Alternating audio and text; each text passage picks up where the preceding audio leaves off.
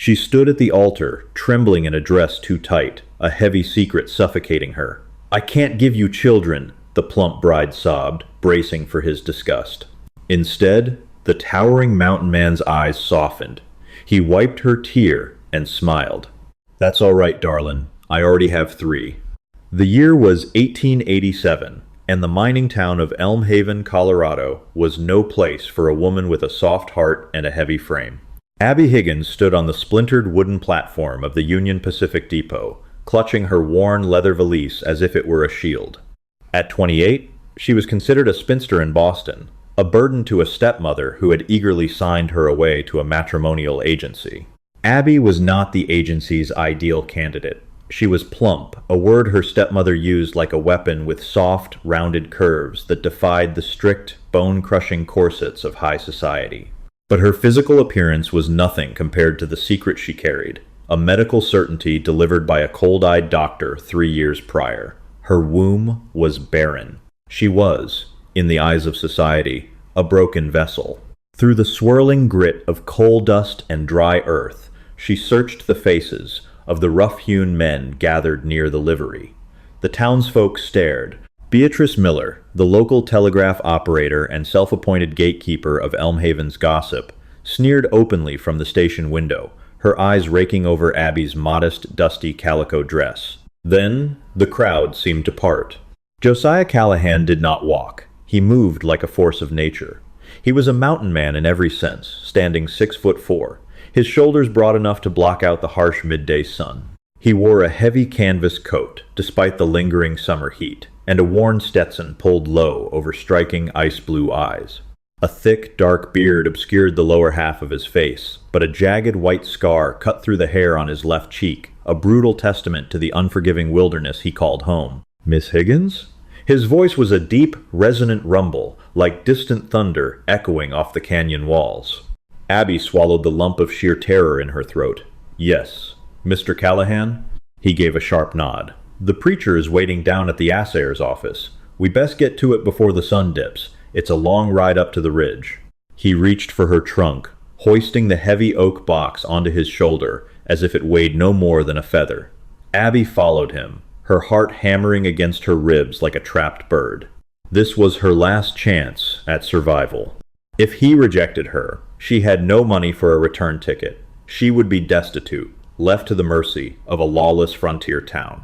The assayer's office smelled of sulfur, stale tobacco, and old paper. Reverend Hopkins, a weary man with ink-stained fingers, had the marriage certificate already laid out on the counter. Josiah signed his name with surprisingly elegant sweeping strokes. He handed the pen to Abby. She looked at the iron-nibbed pen. She looked at the towering man beside her, who was expecting a wife to build his legacy, to populate his homestead. The guilt, festering inside her for weeks, finally erupted. Abby dropped the pen. It clattered against the wood, sending a spray of black ink across the document. "I can't," she whispered, her voice trembling. Josiah frowned, a terrifying sight. "You changing your mind, Miss Higgins?" "No," she gasped, tears welling in her eyes, spilling over her flushed, rounded cheeks. She couldn't trap him. She couldn't build a marriage on a foundation of omission. "I cannot sign it." "The agency. They didn't tell you. I know why men send for wives out here. You need sons to work the land. You need a family. But She choked back a sob, her hands flying to cover her face. "I can't bear children. I'm barren. I am entirely useless to you." The silence in the room was absolute. Even Reverend Hopkins stopped breathing. Abby squeezed her eyes shut, waiting for the inevitable roar of anger, the demand for a refund, the crushing humiliation. Instead, she heard the soft rustle of canvas. Large, rough, calloused hands, hands that had felled trees and fought off wolves, gently pried her trembling fingers from her face. Josiah Callahan looked down at her. The harsh lines around his eyes had melted into something profoundly gentle. He reached up, his thumb brushing away a tear that had settled in the soft curve of her cheek. He smiled. It was a small, quiet thing, but it transformed his rugged face completely. "That's all right, darlin'," Josiah said, his voice dropping to a comforting murmur. "I already have 3. Abby blinked, stunned. 3? 3 of the wildest, most feral little cubs you'll ever lay eyes on, he chuckled, picking up the pen and pressing it gently back into her hand. I didn't send for a broodmare, Abby. I sent for a partner. I need someone to help me turn a cabin into a home. If you'll have us, we'd be mighty obliged. A fresh wave of tears fell, but this time they were tears of profound relief. With a shaking hand, Abby Higgins signed the paper, becoming Abby Callahan.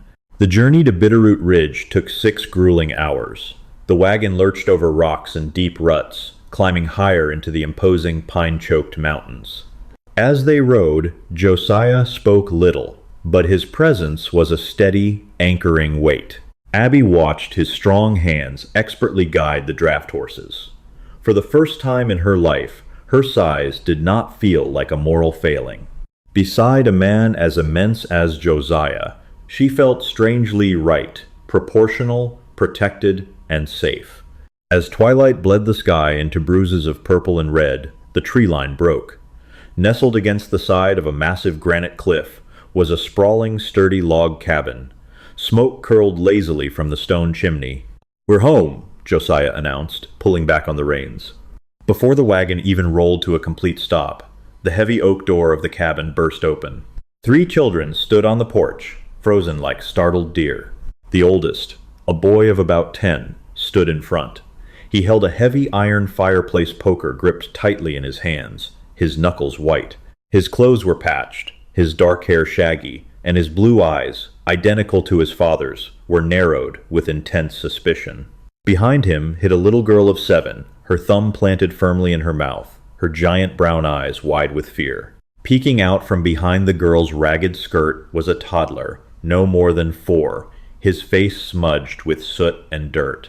"Put the iron down, Thomas," Josiah called out, stepping down from the wagon. "This ain't a raiding party." Thomas didn't lower the poker immediately. His gaze shifted from his father to Abby, who was struggling to climb down from the high wagon seat.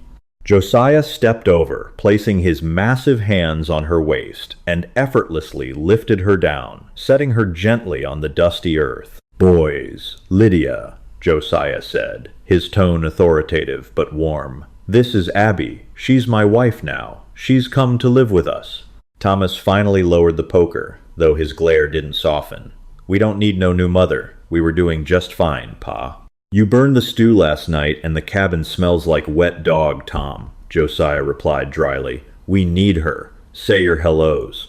The middle child, Lydia, didn't speak. She just stared at Abby's plump, soft figure, so different from the harsh angles of the mountain world.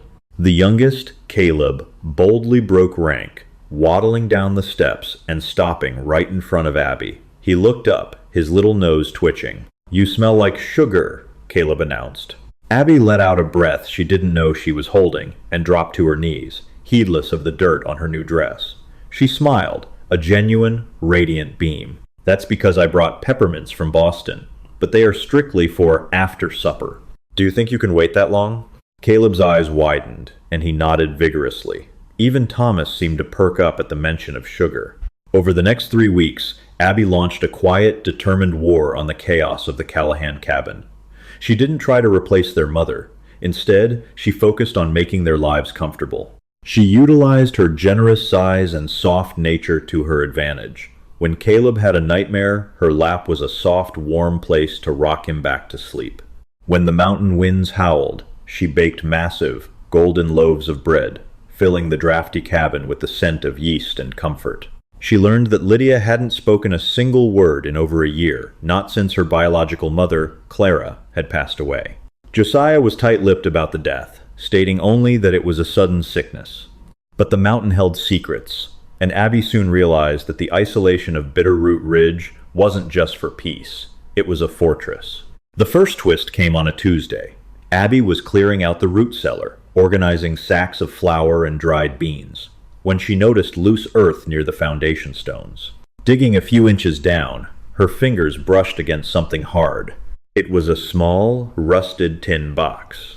Inside was a leather-bound diary, its pages stiff with age and water damage. It belonged to Clara Callahan.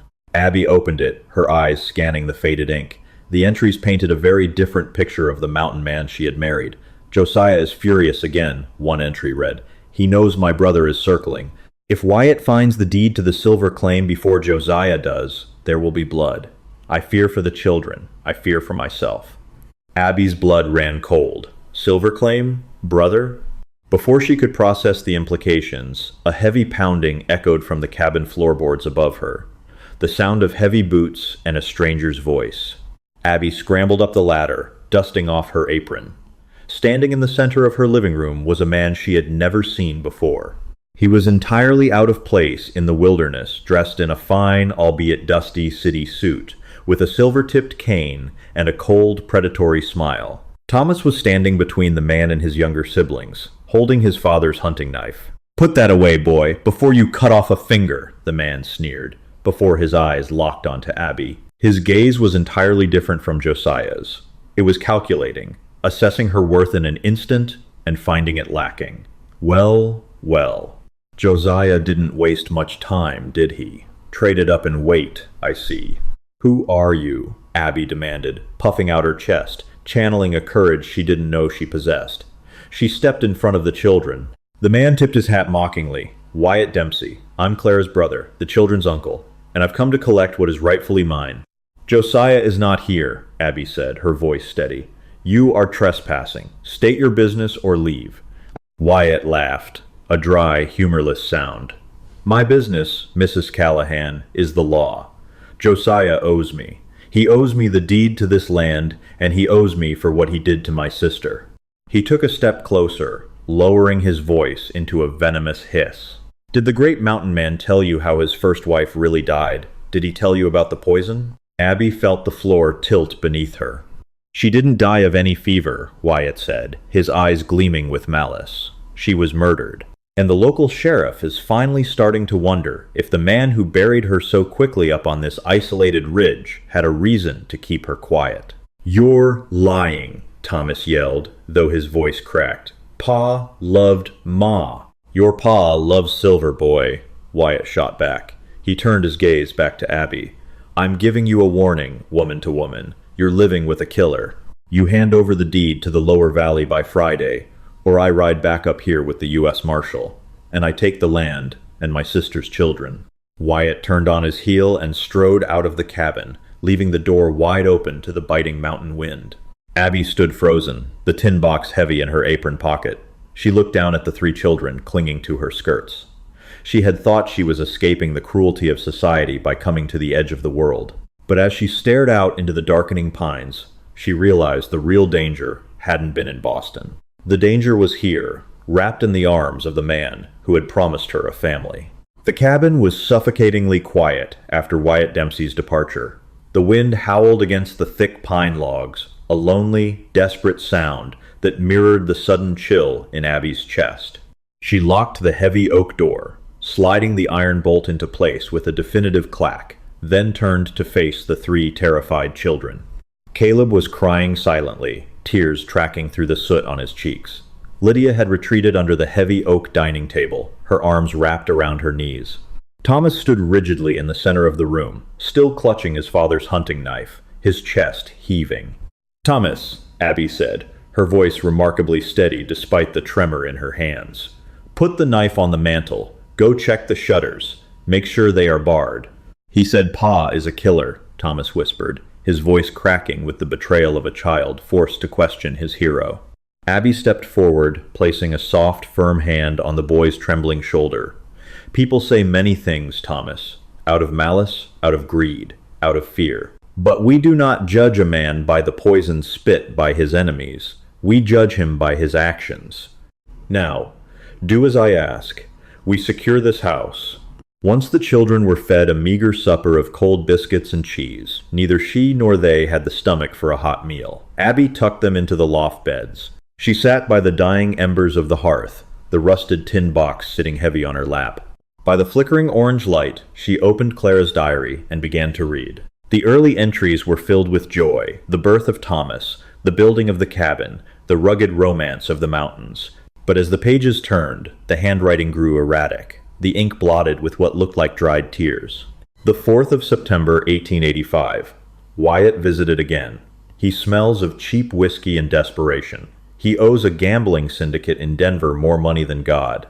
He demanded the deed to the lower valley, the land grandfather left to me, the land sitting on the limestone vein. I refused. Josiah threw him off the porch. The 12th of November, 1885. I am so tired. A deep, bone-aching weariness. My tea tastes of bitter almonds, a metallic tang that lingers on my tongue. Wyatt brought the tea from town. He insists it will help my nerves. But I am growing weaker. My hair is thinning. The 1st of December, 1885. It is not a sickness. It is arsenic. I found the folded papers in Wyatt's saddlebags when he came to check on me while Josiah was hunting. My own brother. He is poisoning me slowly so my heart gives out, so he can take guardianship of the children and the land. I am too weak to ride. I tried to tell Josiah, but Wyatt threatened to dose the children's milk if I spoke a word. Abby slammed the book shut, her hand flying to her mouth to stifle a gasp.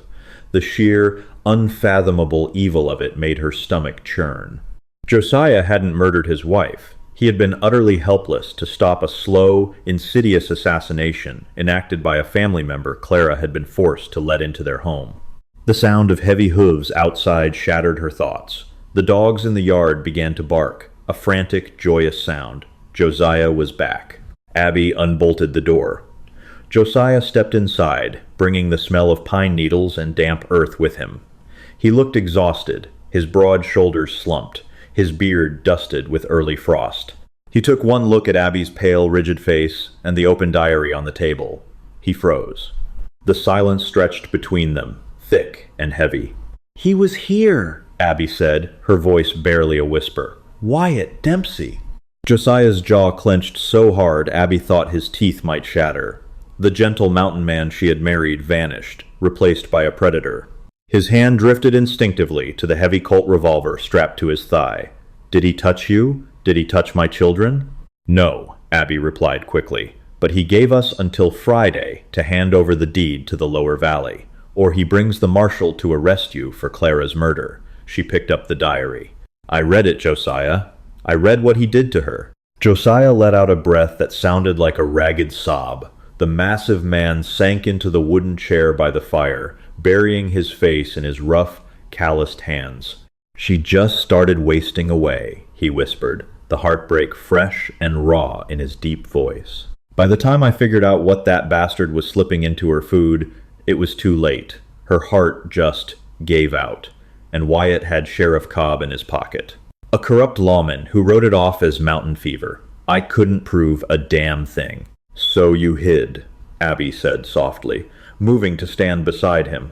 "I took my children up to this ridge and fortified it," Josiah corrected, looking up at her with red-rimmed eyes.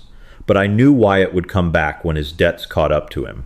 I couldn't fight a legal war in town, dig for the silver to prove the claim, and watch the kids at the same time." He reached out, his massive hand gently enveloping hers. "That's why I sent for a wife, Abby. Not for breeding, not for a servant. I needed a partner. A woman with enough grit to hold the fort, to love these kids, so I could ride to Denver and petition the federal court to bypass the local sheriff. The agency said you were a society woman, cast out for being barren, but I saw your letters. I saw a woman who just wanted a chance to love someone. I didn't care about the rest."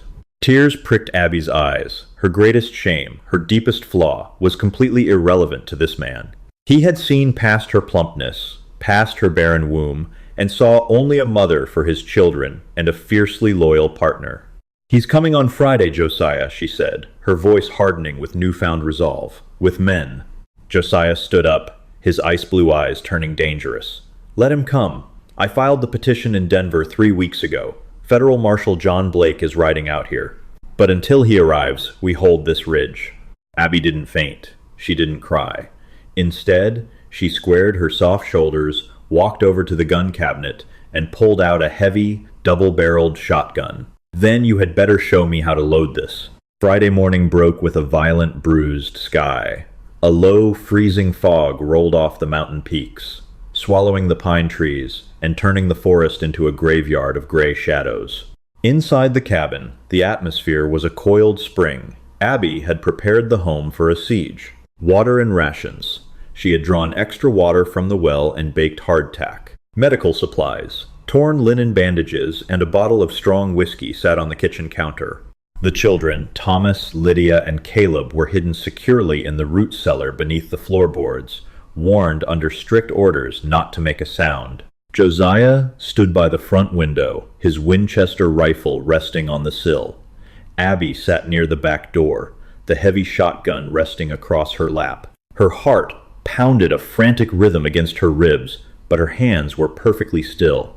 She was no longer the frightened, discarded spinster of Boston. She was a mountain woman protecting her cubs. At noon, the dogs began to snarl. Through the fog, 3 riders emerged. Wyatt Dempsey led the pack, dressed in a heavy oilskin duster, his silver-tipped cane resting against his saddle horn. Beside him rode Sheriff Amos Cobb, a rotund, sweaty man with a badge pinned crookedly to his vest, and a heavily armed, scarred thug holding a shotgun. "Josiah Callahan," Wyatt's voice echoed across the clearing, dripping with false bravado. "Come on out, you murdering coward! The law is here!" Josiah unbolted the door and stepped out onto the porch. He didn't raise his rifle, but he held it loosely in one hand, the barrel pointing toward the dirt. He was a terrifying sight, a giant of a man completely unbothered by the odds. "You're trespassing, Wyatt," Josiah rumbled, his voice carrying easily over the wind. "And you brought a corrupt pig to my doorstep." Sheriff Cobb spurred his horse forward a few steps, drawing his pistol. "Careful now, Callahan. I have a warrant for your arrest. Murder of Clara Callahan, and an eviction notice. This land belongs to her next of kin. Hand over the deed, and maybe you don't swing from a rope." "You want the deed?" Josiah asked, his eyes narrowing. "Come take it." Inside, Abby watched through a crack in the back shutters. As Josiah held the attention of Wyatt and the sheriff in the front yard, she noticed something chilling. The third man, the scarred thug, had slipped off his horse and was creeping around the side of the cabin, heading toward the back door. They weren't here to arrest Josiah. They were here to slaughter them all and make it look like a shootout. Abby quietly pumped the shotgun, chambering a heavy shell. She backed away from the door, aiming the barrel squarely at the thick wood. Creak. The back door handle slowly turned. The wood groaned as the thug slammed his shoulder against it, trying to break the lock. Outside, Wyatt lost his patience. "Kill him!" he screamed. Gunfire shattered the mountain silence. Josiah dove behind a heavy stack of chopped firewood as Sheriff Cobb and Wyatt opened fire, their bullets splintering the porch pillars. Josiah returned fire with deadly precision, his Winchester cracking like a whip. A bullet grazed Cobb's horse, sending the animal rearing and dumping the heavy sheriff into the mud. At that exact moment, the back door of the cabin gave way. The scarred thug burst into the kitchen, raising his pistol. He never expected a plump woman in a flour-dusted apron. Abby didn't hesitate. She pulled the trigger. The recoil of the shotgun violently kicked her shoulder back, knocking her off her feet. The deafening blast filled the small cabin with thick, white smoke. The heavy buckshot blew the doorframe to splinters and caught the thug squarely in the shoulder and chest, throwing him backward out into the mud, where he lay groaning and out of the fight. "Abby!" Josiah roared from the front, hearing the blast. "I'm fine," she screamed back, scrambling to her feet and reloading with shaking, soot-stained fingers. Outside, Wyatt realized his plan was falling apart. Sheriff Cobb was scrambling through the mud, desperately trying to retreat to the tree line. Wyatt, consumed by panic and rage, spurred his horse forward, aiming a derringer at Josiah's exposed flank. "Drop it, Dempsey!" A new voice, authoritative and booming, cut through the gunfire. "Federal Marshal," Blake shouted. "Throw down your weapons, now!" Sheriff Cobb dropped his gun immediately, raising his muddy hands in surrender as the deputies swarmed him. Wyatt, however, stared at the marshal, his face twisting in a mask of pure hatred. He looked at Josiah, then at the smoking barrel of the marshal's rifle. With a ragged scream, Wyatt raised his derringer to fire at Josiah. A shot rang out, but it wasn't from the marshal. Josiah stood tall, his Colt revolver smoking in his hand. Wyatt Dempsey slumped sideways in his saddle, a bullet buried in his shoulder, and fell heavily to the dirt. The silence that followed was absolute, broken only by the whistling wind. Abby threw open the shattered back door and ran through the house, throwing open the front door. She flew across the porch, ignoring the blood and the mud, and crashed into Josiah's chest. He dropped his gun and wrapped his massive arms around her, burying his face in her neck. "You're safe," Josiah breathed, his voice shaking. "I've got you." Marshal Blake rode up, tipping his hat to Abby. "Mrs. Callahan, I apologize for the delay. The storm washed out the lower bridge. We found the arsenic in Dempsey's Denver boarding room, just like your husband suspected. He'll hang for what he did to your sister-in-law." By evening, the dead and wounded were cleared away. The cabin was quiet again, the fire roaring in the hearth. Josiah sat in the rocking chair, his arm bandaged where a stray piece of wood had grazed him. Abby sat on the floor by his feet, brushing the dirt from Caleb's hair as the toddler slept peacefully against her soft side. Thomas was whittling a stick by the fire, looking at his father and at Abby with a profound, quiet respect. Then, a small hand tugged on Abby's sleeve. She turned to see Lydia. The little girl had her thumb out of her mouth. She looked at the ruined back door, then up at Abby's bruised shoulder. "You're a good shot, Mama," Lydia whispered, her first words in over a year. Abby's heart broke open, flooding with a love so fierce it rivaled the wild mountains themselves. Tears streamed down her cheeks, but she didn't wipe them away. She pulled Lydia into her lap, wrapping her arms tightly around both the little girl and Caleb. Josiah reached down, his large hand resting gently on Abby's hair. She had arrived on Bitterroot Ridge as a broken, useless woman, terrified of her own flaws. But as the firelight danced on the faces of the mountain men, and the 3 feral children who now clung to her like a lifeline, Abby Callahan knew the truth. She was exactly where she was meant to be, and she was entirely whole. What began as a desperate arrangement became a formidable bond forged in the untamed frontier.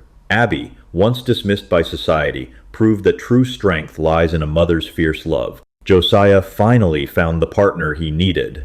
Together, their family stood unconquered on Bitterroot Ridge, bound by choice rather than blood. If this tale of courage and frontier justice touched your heart, please like this video, share Abby's inspiring journey, and subscribe to our channel for more thrilling stories.